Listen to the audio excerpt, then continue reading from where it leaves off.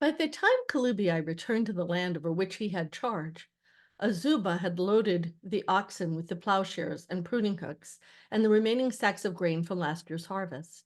Stacked on top were all of the family possessions. Misha would see to the small flock of goats that provided milk and meat. Kalubi noticed a small wooden cabinet lashed to the side of the cart. "What's this?" he asked his wife, although he knew all too well.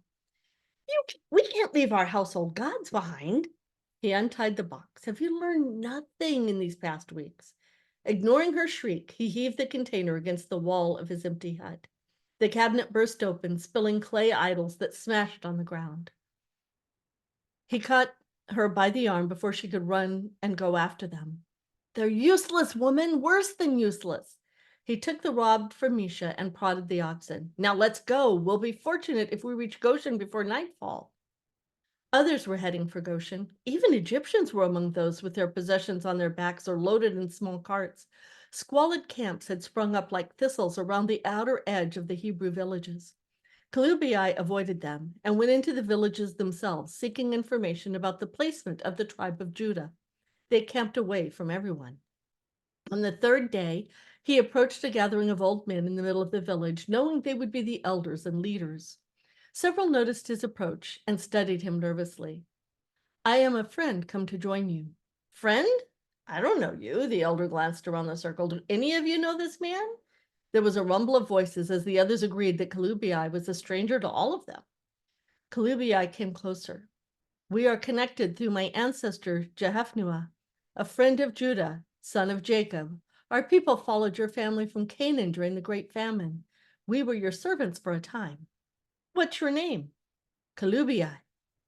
"Caleb," he says. "Dog," some laughed not pleasantly. Kalubi felt the heat pour into his face. "Kalubi," he spoke slowly. His gaze went to each man in the circle in an unhurried clarification. "Caleb," someone said again, snide and unseen, and then another, "No doubt a friend of Egyptians." Kalubi would not let insults or his temper rule his judgment. "I am your brother." "A spy." They seemed determined to insult him, these men who had been slaves all their lives. Kalubi stepped inside the circle. "When the heel of Pharaoh came down upon you, our family continued to barter grain for goats. When Pharaoh denied you straw to make bricks, I gave all I had. Do you so quickly forget those who help you? A little straw does not make you a brother." These Hebrews were as hard to reason with as his own family. Kalubi smiled mirthlessly. That alone should be a sign that they were blood related. "I am a son of Abraham just as you are." A claim not yet established. He faced the elder who spoke and inclined his head.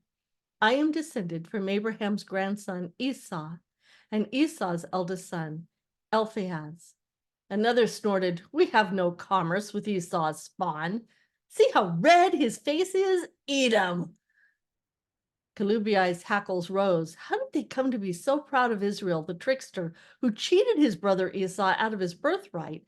But he held his tongue, knowing it would not serve his purpose to argue that case before the council of men.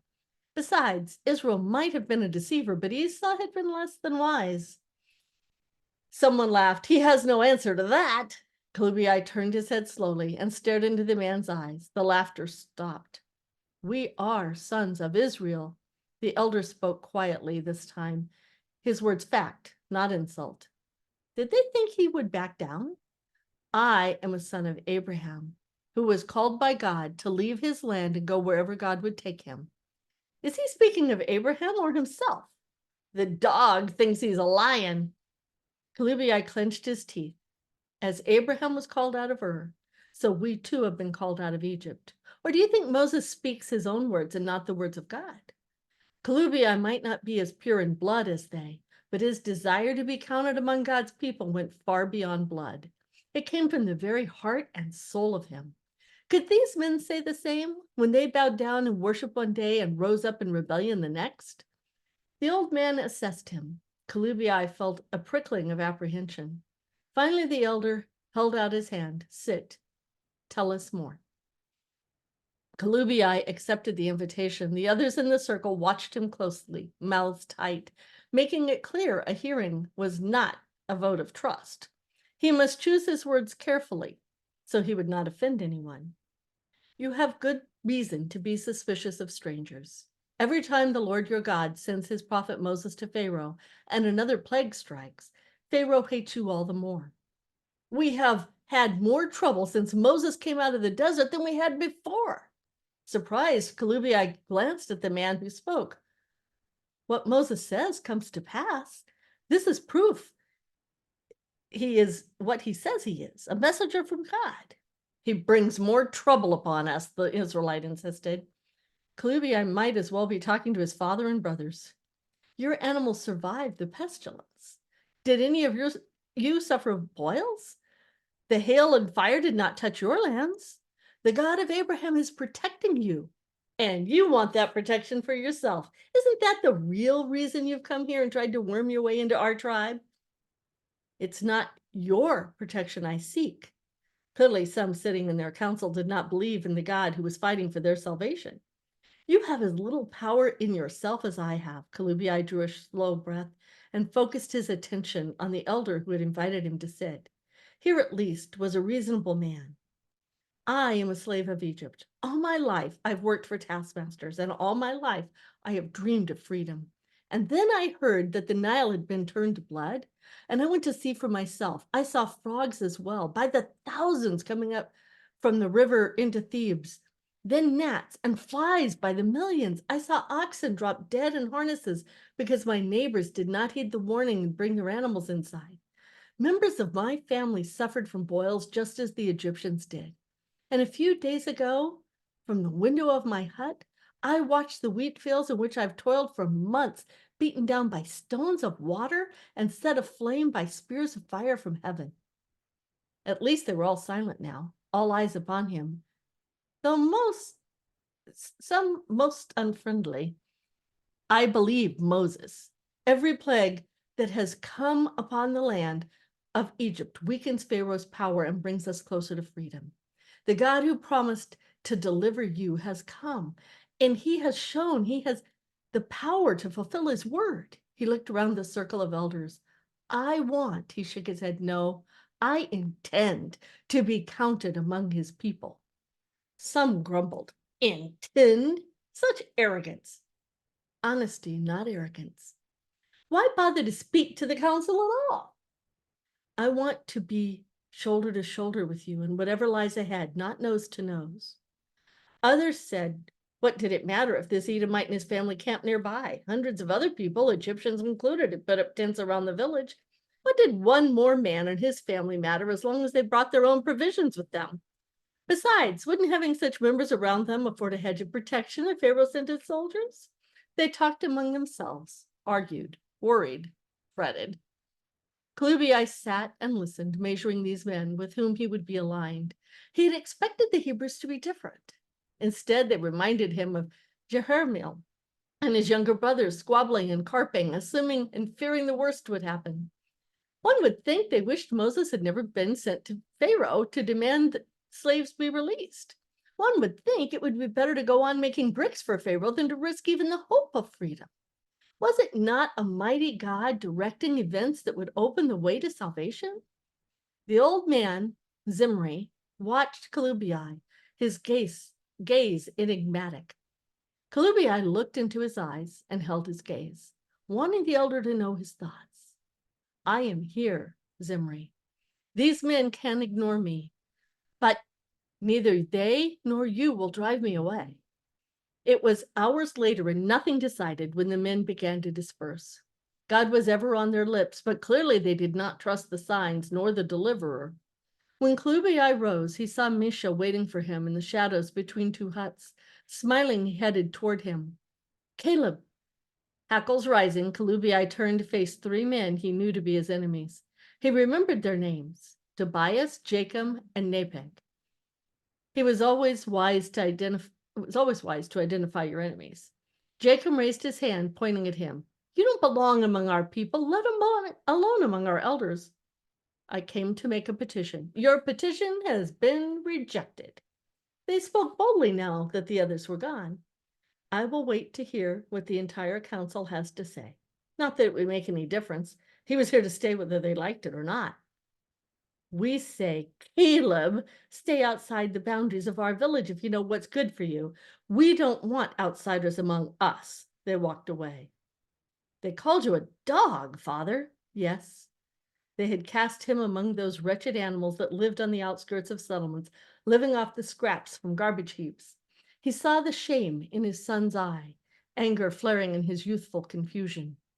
More stinging was the unspoken question Kalubi saw in his son's eyes. Why did you allow it?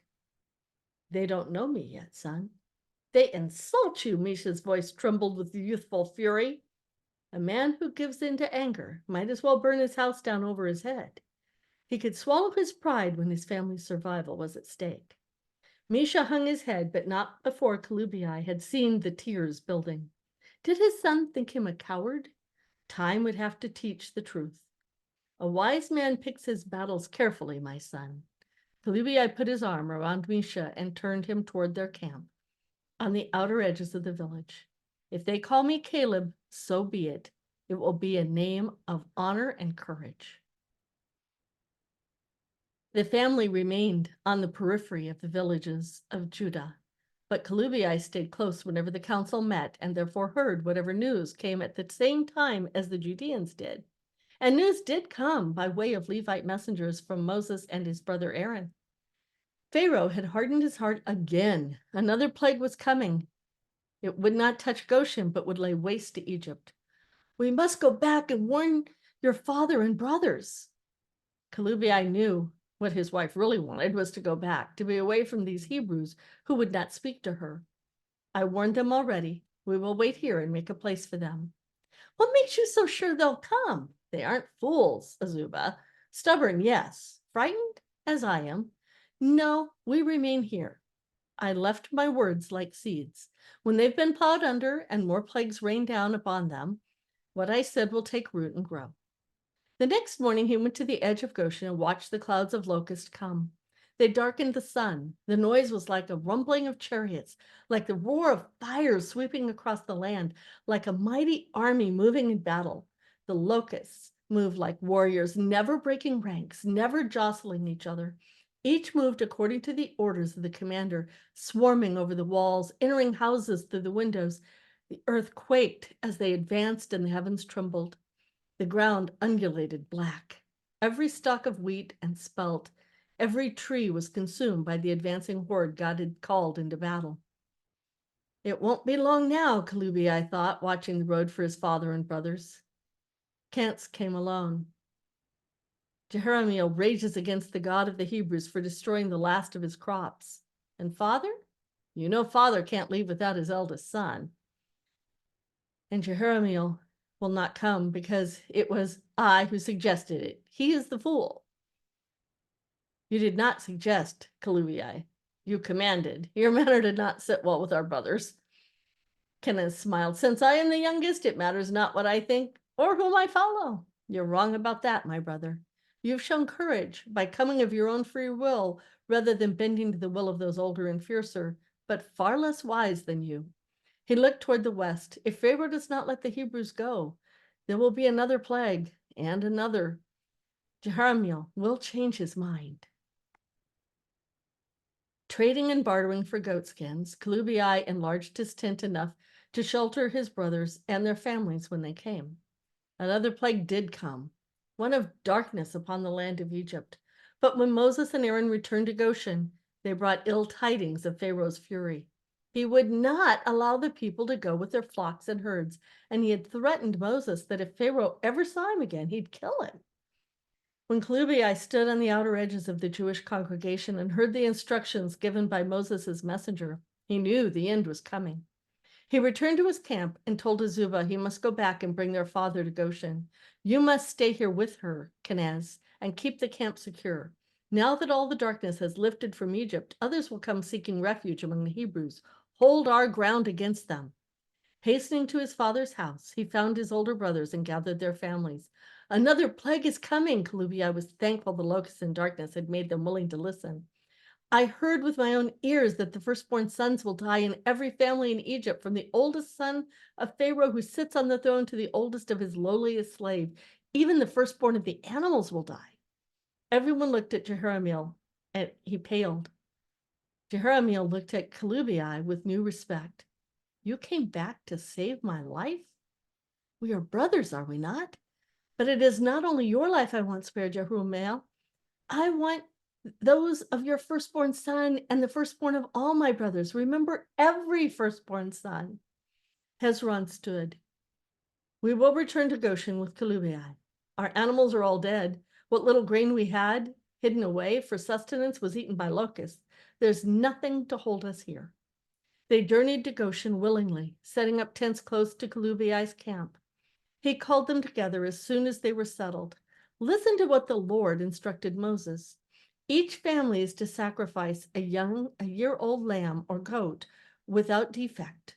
The blood would be smeared over the entrance to their tent, and they must remain inside until death passed over them. The lamb or goat was to be roasted with bitter herbs and eaten with bread made without yeast. We're to wear sandals, traveling clothes, and have walking sticks in our hands as we eat this meal. When the night of the forewarned plague came, Kalubi, his wife and children, Kenez, his father Hezron, and 14 others stood around the fire pit as the goat roasted over the hot coals. Trembling in fear, they obeyed Moses' instructions exactly, hoping everyone inside the thin canopy would survive the night. Kalubi heard a sound moving overhead, a whispering wind that made his blood run cold. He felt a dark presence press down upon them, press in from the thin leather flap that served as their door. All within the circle held their breath and pressed closer to one another.